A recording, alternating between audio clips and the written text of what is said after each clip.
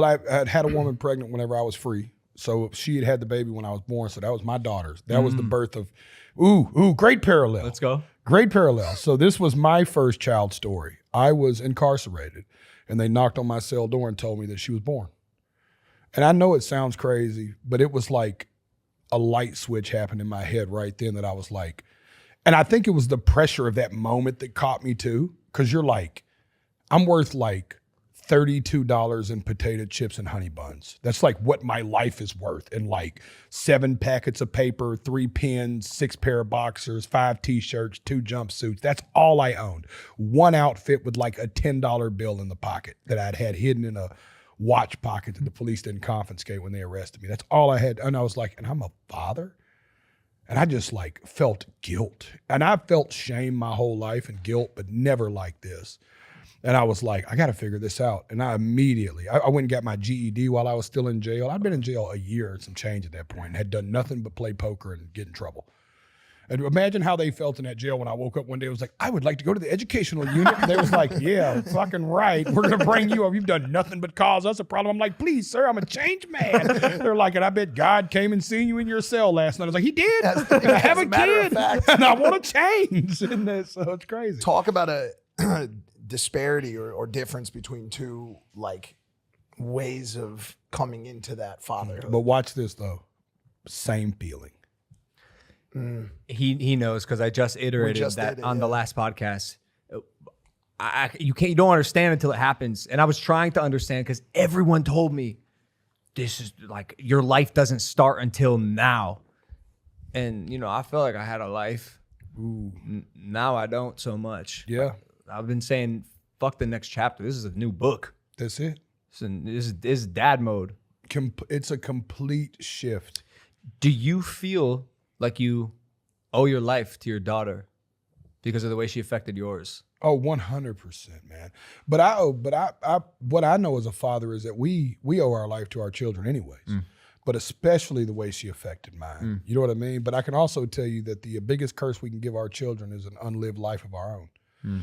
So always keep that in mind too while you're doing the balancing act of being super dad, but also being Superman. Yeah. You know what I mean? That sometimes Clark Kent had to exist so Superman could. Do you think she was the catalyst for the shift in you? It sounds like that was like the thing. And it was for sure her. Really? 100% her. It was like immediately like, okay, I got to start applying these things. So then I'm also curious because what you're describing. Let's say what's her name? Bailey. Pre-Bailey and post-Bailey are like 2 different versions of yourself. 100%. And just hearing you now, it sounds like the pre-Bailey version of yourself was resonating at like a low frequency and dare I say, negative aura. 2012. But the speed gonna just pop out from behind the couch right now. He looked at you. But it's like El Riz type shit. But that can be felt. That your energy is contagious. Was it as simple as flipping that switch where now like a random little girl is coming up and hugging your leg? Like it can be felt, is what I'm saying. It resonates. It can be felt by other people, like animals, dogs. You're mentioning. Yeah. And I did a lot of work too. I describe it as a light switch moment, but man, it's been tons of work that went into that moment, right? Like that was the moment that made me go, I want to change. Okay. And but the work after that, boy, I mean, it was a barefoot race up a glass hill. You know what I mean? But the number of analogies he's gonna have is gonna blow your mind. Really? He told me when I met him at SummerSlam for the first time, right? Is that what it was in Cleveland? He said, it used to be so bad I could walk. It could be raining. It could be raining pussy, and I'd get hit by a pecker. That's true too.